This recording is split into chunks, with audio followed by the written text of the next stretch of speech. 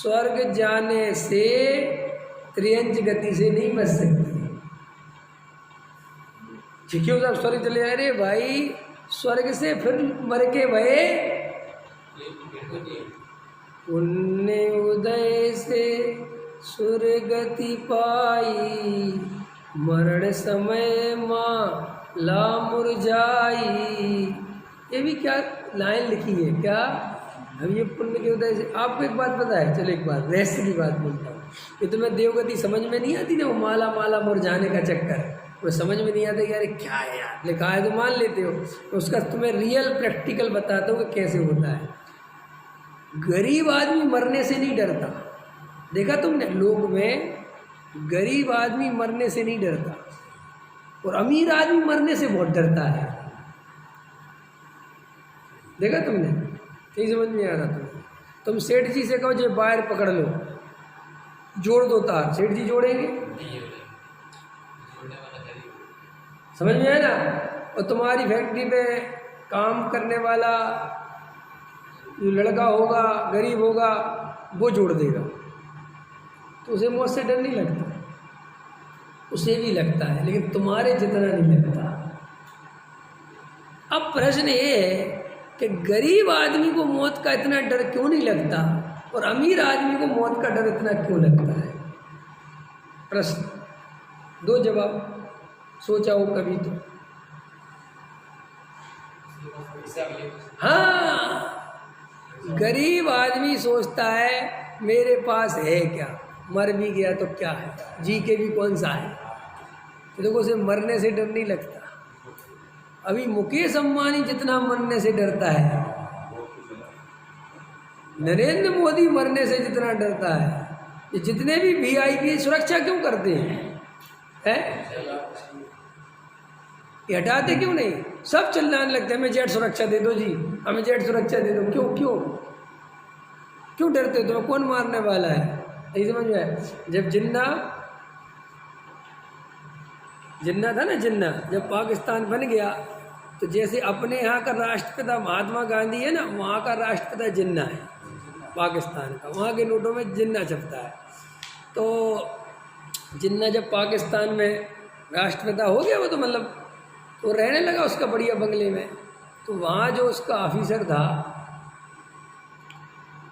उनने कहा कि साहब आपकी सुरक्षा में कि आपके बंगले के चारों तरफ बड़ी बड़ी दीवार खड़ी करनी है और आपको गार्ड वगैरह सब व्यवस्था करनी है। बोले पागल हो गया, मैं कोई चोर लुटेरा थोड़ी हूँ, या मैंने किसी के पैसे थोड़ी रख लिया, कोई का नुकसान थोड़ी किया है। मैं तो यहाँ का राष्ट्रपिता हूँ, मुझे तो यहाँ की जनता बहुत प्रेम करती है, मुझे कोई सुरक्षा की जरूरत नहीं हो, मैं प्रिय नेता हूँ। ऐसा नेता हूँ, प्रिय पाकिस्तान का जन्मदाता हूँ, मुझे क्या कोई तकलीफ देने वाला है, ये सब मेरे लोग हैं। उस जनरल ने बहुत समझाया लेकिन वो नहीं मानी। अचानक 6 महीने बाद उनको खबर मिली, 8 महीने बाद, हिंदुस्तान में महात्मा गांधी को गोली मार दी। और गोली किसने मारी? बोले नाथूराम गोडसे, माने उसी के आदमी,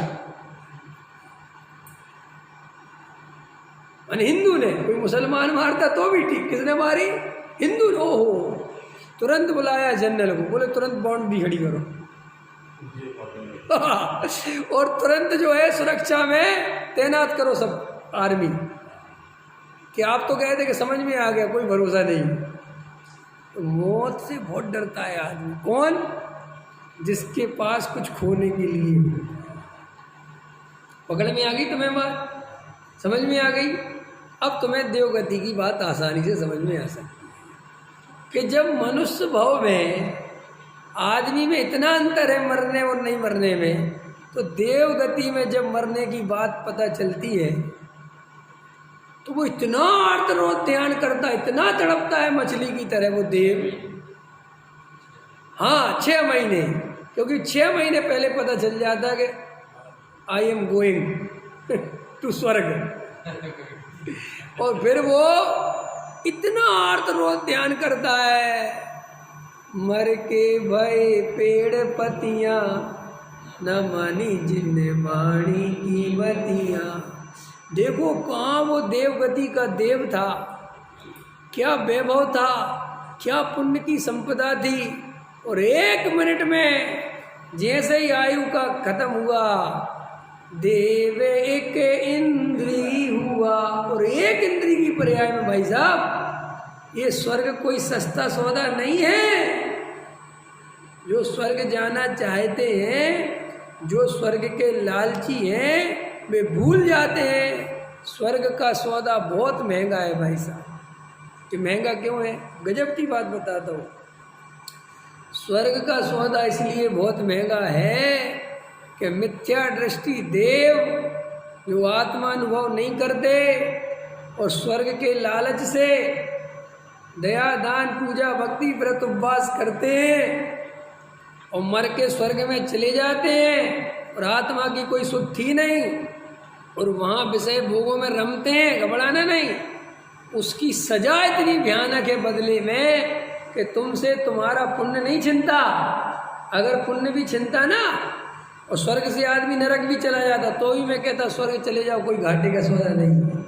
लेकिन सीधा तुम्हारा अस्तित्व ही तुमसे छीन लिया जाता है। अस्तित्व कैसे छीन लिया जाता है? 1 इंद्रिय हो गए, संगी पंचेंद्रिय पना मिट गया। संगी पंचेंद्रिय पना मिटना माने सत्ता खत्म हो गई एक प्रकार से। क्या कहा मैंने? संगी पंचेंद्रिय पना मिटना माने ये देखो, 1 इंद्रिय जीव को कोई जीव मानता है? अरे बोलो, मिट्टी को जीव मानते हो, जल को जीव मानते हो? ये तो जनवाणी में लिखा है। वैसे कोई दुनिया में जीव मानने को, अरे क्या मिट्टी है तो पहाड़ है, ये तो घिया तोरी, इसमें क्या का जीव? लेकिन वो जीव है, कोई नहीं मानता। इसका मतलब वो स्वर्ग का लालच कितना खतरनाक है कि जो मेरी सत्ता ही मिटा देगा। और मर के भये पेड़, आपको पता है कैसा नियम है? नार की कभी असंगी नहीं होता मर के। क्या? नार की जीव कभी मर के असंग, पता है कि नहीं पता? एक भी गजब का सिस्टम लगता है मुझे कि नरक गति वाले जीव से कहते हैं कि तूने बहुत तकलीफ भोगी है। क्या कहते हैं? प्रकृति क्या कहती मानो कि तूने बहुत तकलीफ भोगी है, अगर अभी भी समझ में आ गई हो तो आत्मा को ध्यान ले, एक मौका तुझे और देते हैं, ठीक। और देवगति वाले से कहते हैं तूने बहुत पुण्य का उदय भोगा है और तू इसमें भी आत्मा नहीं समझ पाया, तुझे अब मौका नहीं मिलेगा बेटा, चल निकल इधर से, 1 इंद्री में जा। समझ में आया कि नहीं आया?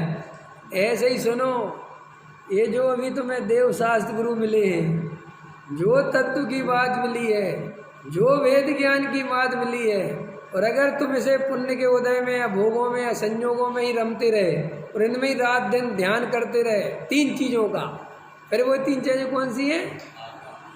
काम, मान और यश। धन, काम और यश। धन यश काम, काम यश धन। अगर तुम इन चीज़ों का ही विचार करते रहे इस अमूल्य पर्याय में, तो फिर ये मौका नहीं मिलेगा।